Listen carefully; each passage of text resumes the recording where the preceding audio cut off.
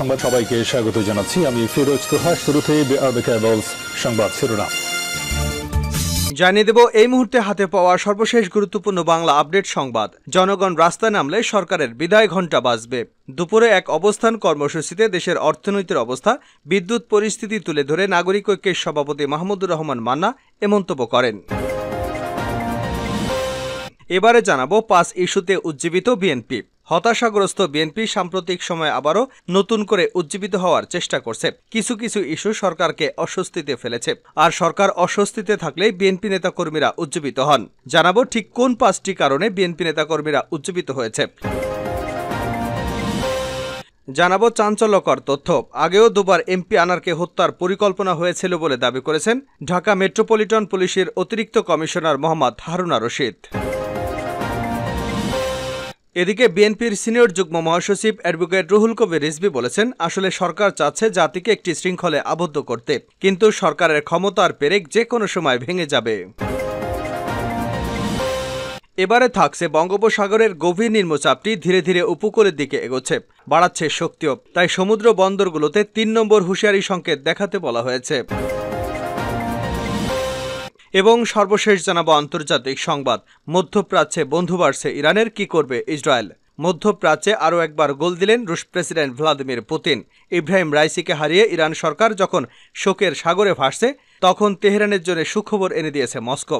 মধ্যপ্রাচ্যে অপ্রত্যাশিত বন্ধু পেতে যাচ্ছে ইরান, আর এর পেছনের কারিগর রুশ প্রেসিডেন্ট ভ্লাদিমির পুতিন। এতক্ষণ শিরোনাম শুনছিলেন, এবার বিস্তারিত। প্রিয় দর্শক, আপনি যদি এই চ্যানেলে নতুন হয়ে থাকেন, ভিডিওটি দেখতে দেখতে চ্যানেলটি সাবস্ক্রাইব করে আমাদের সঙ্গেই থাকুন। আর এই ভিডিও সম্পর্কে আপনি আপনার মূল্যবান মতামতটি কমেন্ট বক্সে জানিয়ে দিন। আর হ্যাঁ প্রিয় দর্শক, জানিয়ে দিন ভিডিওটি কোথা থেকে দেখছেন। জনগণ রাস্তায় নামলে সরকারের বিদায় ঘণ্টা বাজবে বলে মন্তব্য করেছেন মাহমুদুর রহমান মান্না। শনিবার দুপুরে এক অবস্থান কর্মসূচিতে দেশের অর্থনীতির অবস্থা, বিদ্যুৎ পরিস্থিতি তুলে ধরে নাগরিক ঐক্যের সভাপতি এ মন্তব্য করেন। জাতীয় প্রেস ক্লাবের সামনে জাতীয়তাবাদী মোটর চালক দলের উদ্যোগে বিএনপি চেয়ারপারসন বেগম খালেদা জিয়া সহ কর্মীদের মুক্তির দাবিতে এ অবস্থান কর্মসূচি অনুষ্ঠিত হয়। মান্না বলেন, এই সরকার সবখানে দুর্বল। আমি বলি, এ সরকার 5 বছর টিকার কোনো কারণ নেই। যদি আমরা সবাই আপনারা একসাথে রাস্তায় নামি, সেই দিন বিদায় ঘণ্টা বেজে যাবে। মানুষ ওই রাস্তার দিকে তাকিয়ে আছে, সর্বত্র সমস্ত সব পেশার মানুষ জেগে গেছে। মাহমুদুর রহমান মান্না বলেন, এই সরকার আরামে আছে, এই সরকার ভালো আছে। পরশুদিন 14 দলের সভাপতি বলেছেন, আওয়ামী লীগ কষ্টে আছে, এই সরকার সমস্যার মধ্যে আছে। ওই রাখাইনদের একটা অংশ নিয়ে পার্বত্য চট্টগ্রাম নিয়ে নতুন একটা খ্রিস্টান রাজ্য গড়ে তুলবে, সেই প্রস্তাব দেওয়া হয়েছে। আমি প্রথমে বলতে চাই, আমার দেশের মাটি কেউ নিয়ে আর একটা রাষ্ট্র বানাতে চায়, এরকম কথা যেই বলুক আমরা তার বিরুদ্ধে আছি। তার কাছে প্রস্তাবটা কে দিয়েছে? তিনি আরও বলেন, আরও নিষেধাজ্ঞা আসছে, সরকার সমস্যা আছে। সেনাবাহিনীর প্রধানের নামে আমেরিকা নিষেধাজ্ঞা দিয়েছে। কি কারণে নিষেধাজ্ঞা দিয়েছে? সরাসরি বলেছে দুর্নীতির কারণে। সাবেক পুলিশ প্রধান বেনজির আহমেদের দুর্নীতির প্রসঙ্গ টেনে তিনি বলেন, ভাবতে পারেন একটা লোক কত ধরনের দুর্নীতি করেছে, তার নামে পুরো বাহিনীর বদনাম হয়েছে। এখন আবার তার নামে আমেরিকা নয়, বিদেশ নয়, দেশের মধ্য থেকে তদন্ত হচ্ছে। সব অ্যাকাউন্ট জব্দ, বন্ধ এবং তার যত সম্পত্তি আছে সব বাজেয়াপ্ত। মান্না বলেন, আমার জানতে ইচ্ছে করে বেনজির আহমেদের কত টাকা আছে ব্যাংকে। এই যে এতদিন পরে তার ব্যাংক অ্যাকাউন্ট জব্দ করলেন, কেন এত সময় দিলেন? পত্রিকা দেখলাম বেনজির এবং তার পরিবারের সম্পত্তির পরিমাণ 342 বিঘা। আনোয়ারুল আজিম আনারের প্রসঙ্গ টেনে নাগরিক ঐক্যের সভাপতি বলেন, পত্রিকায় দেখলাম আওয়ামী লীগের 3টা কারণে অস্বস্তিতে আছে। আজিজ, বেনজির এবং আরেকজন এমপির কারণে। সে আনোয়ার আজিম আনার এমপি নাকি? জনগণে ভোট দিয়েছে? দেয় নাই। সেই এমপি যার নামে রেড অ্যালার্ট ছিল, যার নামে খুনের মামলা ছিল, যার নামে ধর্ষণ, লুট সব ধরনের মামলা ছিল। এবং সেই এমপি নিজেই বলেছিলেন, আমি প্রথমবার যখন এমপি হয়েছি তখন কয়েকটা মামলা উঠে গেছে। 5 ইস্যুতে উজ্জীবিত বিএনপি। হতাশাগ্রস্ত বিএনপি সাম্প্রতিক সময়ে আবারও নতুন করে উজ্জীবিত হওয়ার চেষ্টা করছে। কিছু কিছু ইস্যু সরকারকে অস্বস্তিতে ফেলেছে, আর সরকার অস্বস্তিতে থাকলে বিএনপি নেতাকর্মীরা উজ্জীবিত হন। সাম্প্রতিক সময়ে বিভিন্ন ইস্যুতে বিএনপি নেতাকর্মীকে আবারও নতুন করে সতেজ হতে দেখা যাচ্ছে। বিএনপি নেতারা অনেকেই মনে করছেন, সরকার যেভাবে ছক সাজিয়েছিল সব ছকই এলোমেলো হয়ে যাচ্ছে, সবকিছু সরকারের নিয়ন্ত্রণে নেই, সময় শুধু অপেক্ষার। আর এ কারণে বিএনপি আবার নতুন করে আন্দোলনের জন্য প্রহর গুনছে, নতুন করে কর্মীদেরকে চাঙ্গা করবার চেষ্টা করছে। যেসব ইস্যুতে বিএনপি এখন উজ্জীবিত হয়েছে তার মধ্যে প্রথমেই রয়েছে অর্থনৈতিক সংকট। দেশের অর্থনৈতিক সংকট ক্রমশ ঘনীভূত হচ্ছে বলে বিএনপি নেতারা মনে করেন।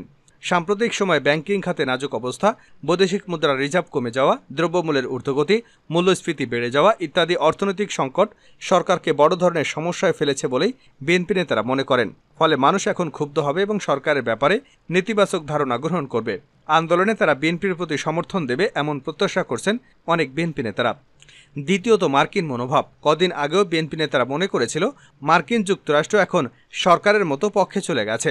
নির্বাচনে যে নাটক মার্কিন যুক্তরাষ্ট্র করেছিল তাদের ভাষায় সেটি আওয়ামী লীগকে আরেকবার ক্ষমতায় আনবার জন্য। বিএনপির কোনো নেতা এমন বলবার চেষ্টা করেছেন যে মার্কিন যুক্তরাষ্ট্র আসলে ভারতের পক্ষেই কাজ করেছিল আওয়ামী লীগকে আবার ক্ষমতায় আনবার জন্য।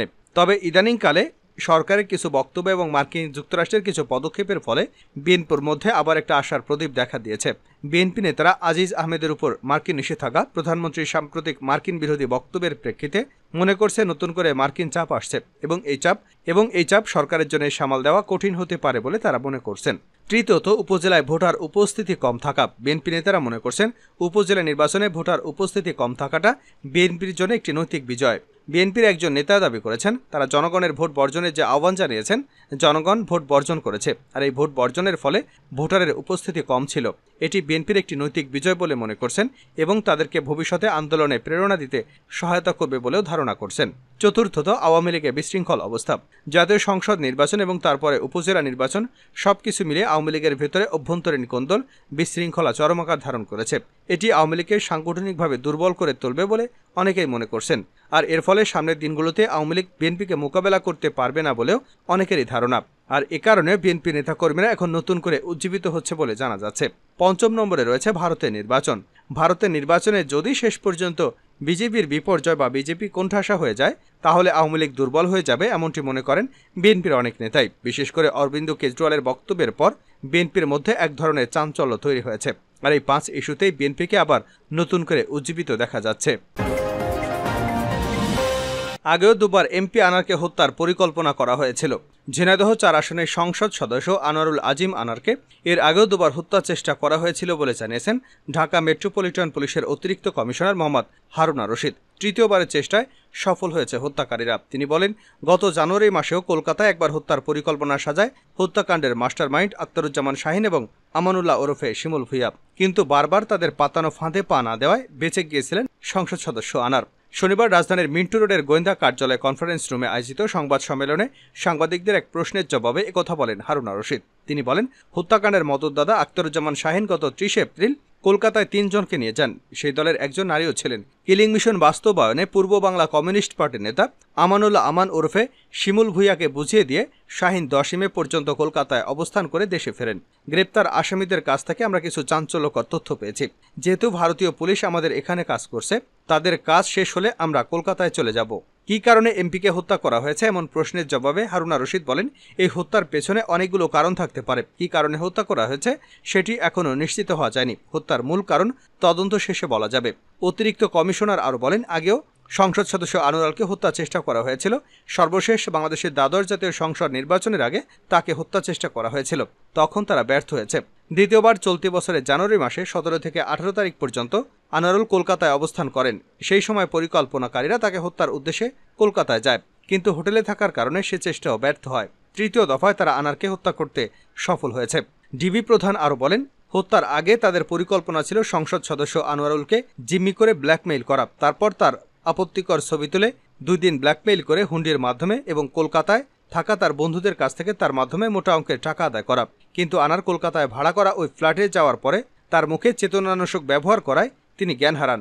অজ্ঞান অবস্থায় আনারের আপত্তিকর ছবি তোলা হয়। হত্যাকারীদের মূল টার্গেট ছিল আনারকে হত্যা করা। এর আগে তার কাছ থেকে অর্থ আদায় করতে চেয়েছিল। তিনি বলেন, সংসদ সদস্য আনার হত্যার ঘটনার তদন্তে ভারতীয় পুলিশের একটি দল ঢাকায় কাজ করছে। পাশাপাশি আমাদের হাতে গ্রেপ্তার আসামিদের জিজ্ঞাসাবাদ ও প্রযুক্তিগত তথ্য বিশ্লেষণ করে আমরা 2টি বিষয় পেয়েছি। 2টি গ্রুপ এখানে কাজ করছে। একটি গ্রুপ মদত দিয়েছে, আরেকটি গ্রুপ হত্যাকাণ্ড বাস্তবায়ন করেছে। স্বর্ণ চোরাচালান চক্রের কোনো সম্পৃক্ততা আছে কিনা জানতে চাইলে ডিবি প্রধান বলেন, নির্দিষ্ট কোনো কিছুই এখন বলা যাবে না, তবে অনেকগুলো বিষয় আছে, তদন্ত শেষে আমরা আপনাদের জানাতে পারব। সরকারের ক্ষমতার পেরেক যে কোনো সময় ভেঙে যাবে, রিজভী। বিএনপির সিনিয়র যুগ্ম মহাসচিব রুহুল কবির রিজভী বলেছেন, আসলে সরকার চাচ্ছে জাতিকে একটি শৃঙ্খলে আবদ্ধ করতে, কিন্তু সরকারের ক্ষমতার শেষ পেরেক যে কোনো সময় ভেঙে যাবে। শনিবার দুপুরে রাজধানীর জাতীয় প্রেস ক্লাবে আব্দুস সালাম মিলনায়তনে এক আলোচনা সভায় প্রধান অতিথির বক্তব্যে তিনি এসব কথা বলেন।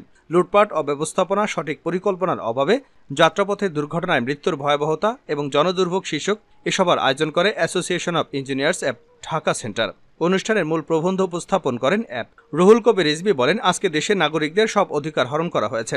মানুষ যেন একটি বেড়ার মধ্যে বাস করছে, তাদের নিঃশ্বাস নেবার সুযোগ নেই। আমাদের উচিত জনগণের কাছে যাওয়া। তিনি বলেন, বর্তমান সরকার উন্নয়নের নামে ফাঁকা আওয়াজ দিচ্ছে।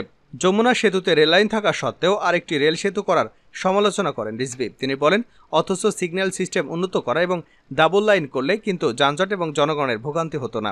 রিজভী বলেন, কলকাতায় নিহত আওয়ামী লীগের এমপি আনোয়ারুল আজিম আনার তো এই এলাকার মাফিয়া হিসেবে পরিচিত। তাকে ওবায়দুল কাদেরের মতো ব্যক্তিরা প্রশ্রয় দেন বলেই তিনি নিজ এলাকায় এমপি প্রার্থী হিসেবে নিজেদের ঘোষণা করতে পারেন। আজকে ওই এমপির দেহ টুকরো টুকরো করে কেটে ফেলা হয়েছে বিভিন্ন খালে বিলে। রিজভী আরও বলেন, আজকে বাংলাদেশের নিরাপত্তা ভেঙে তছনছ হয়ে গেছে। একজন মাফিয়াকে স্যার বলছেন দেশের সবচেয়ে প্রতিযোগিতামূলক পরীক্ষায় উত্তীর্ণ মেধাবীরা। শেখ হাসিনাকে একচিটিয়াভাবে ক্ষমতায় থাকার জন্য কাজ করেছেন সাবেক সেনাপ্রধান জেনারেল আজিজ। তিনি 2018 সালের মিডনাইট নির্বাচনের আর্কিটেকচার। বিএনপির সিনিয়র যুগ্ম মহাসচিব বলেন, আজকে প্রধানমন্ত্রী বলেন তিনি বঙ্গোপসাগরে ঘাঁটি করতে দেননি বলে ষড়যন্ত্র করছে। আপনি যাদের বলছেন তারা তো বাংলাদেশে অবাধ এবং সুষ্ঠু নির্বাচন চাচ্ছে। মধ্যপ্রাচ্যে বন্ধু বাড়ছে ইরানের, কি করবে ইসরায়েল? মধ্যপ্রাচ্যে আরও একবার গোল দিলেন রুশ প্রেসিডেন্ট ভ্লাদিমির পুতিন। ইব্রাহিম রাইসিকে হারিয়ে ইরান সরকার যখন শোকের সাগরে ভাসছে, তখন তেহরানের জন্য সুখবর এনে দিয়েছে মস্কো। মধ্যপ্রাচ্যে অপ্রত্যাশিত এক বন্ধুপ্রীতে যাচ্ছে ইরান, আর পেছনের কারিগর রুশ প্রেসিডেন্ট পুতিন। অথচ কয়েক বছর আগে ইরানের সঙ্গে সম্পর্ক ছিন্ন করেছিল এই দেশ। 2016 সালে রিয়াদে শিয়া ধর্মীয় নেতা নিমর আল নিমরকে মৃত্যুদণ্ড দেয় সৌদি আরব। এরপর একই বছর তেহরানে এবং মাসাদে এখন ইরানের সঙ্গে আবারও সম্পর্ক ঘনিষ্ঠ করতে চায় মানামা প্রশাসন। সম্পর্ক স্থাপনের ক্ষেত্রে দেরি না করার ঘোষণা দেন বাহরাইনের বাদশাহ হামাদ। বাহরাইনের বাদশাহ হামাদ বলেন, ইরানের সঙ্গে আমাদের সমস্যা ছিল, কিন্তু এখন আর কোনো সমস্যা নেই। বৃহস্পতিবার মস্কোয় রুশ প্রেসিডেন্ট ভ্লাদিমির পুতিনের সঙ্গে সাক্ষাৎ করেন বাদশাহ হামাদ। এরপরই এমন মন্তব্য করেন তিনি বলেন, ইরানের সঙ্গে সম্পর্ক স্বাভাবিকীকরণে দেরি করার কোনো কারণ নেই। আমরা দুদেশের মধ্যে কূটনৈতিক, বাণিজ্যিক এবং সাংস্কৃতিক সম্পর্ক স্বাভাবিক করবার চেষ্টা করছি। চলতি মাসে বাহরাইনে আরব লীগের 33তম সামিট অনুষ্ঠিত হয়। ফিলিস্তিন এবং ইসরায়েলের মধ্যে দুই দেশের রাষ্ট্র সমাধানের আলোচনা পুনরুজ্জীবিত করতে একটি আন্তর্জাতিক শান্তি সম্মেলনের আয়োজন করতে মানামার প্রতি আহ্বান জানায় আরব লীগের সদস্য রাষ্ট্ররা। রাশিয়ার বার্তা সংস্থা ইন্টারফ্যাক্সকে বাদশাহ হামাদ বলেন, এই সমস্যার সমাধানে আমরা সবার আগে রাশিয়ার সহায়তা চাই। গেল বছরের মার্চে চীনের মধ্যস্থতায় সৌদি আরব এবং ইরান তাদের ভেঙে যাওয়া সম্পর্ক পুনরায় জোড়া লাগায়। মধ্যপ্রাচ্যে পরিবর্তনের এমন হাওয়া বইতে শুরু করার পর এটিকে স্বাগত জানায় বাহরাইন। এ সময় বাহরাইনের পররাষ্ট্র মন্ত্রণালয় জানিয়েছিল, এ ধরনের চুক্তি মতবিরোধ দূর করতে ইতিবাচক পদক্ষেপ হিসেবে কাজ করবে, আর সমালোচনা ও কূটনৈতিকের মাধ্যমে আঞ্চলিক সংঘাত সমাপ্তির পথ তৈরি করবে। মধ্যপ্রাচ্যের রাজনীতিতে গেল কয়েক বছরে অনেক পরিবর্তন এসেছে। ইসরায়েলের সঙ্গে যেমন আরব রাষ্ট্রগুলোর সম্পর্ক স্থাপনের পথ খুলেছে, তেমনি সংঘাতও বেড়েছে এই অঞ্চলে। এমত অবস্থায় কয়েক বছর আগে ইসরায়েলের সঙ্গে সম্পর্ক স্থাপন করে বাহরাইন। তবে নিজেদের চিরশত্রু ইরান যদি এবার বাহরাইনকে পাশে পায়, তাহলে বেনিয়ামিন নেতানিয়াহু যে নিরাপত্তাহীনতায় ভুগবেন তার বলার অপেক্ষা রাখে না।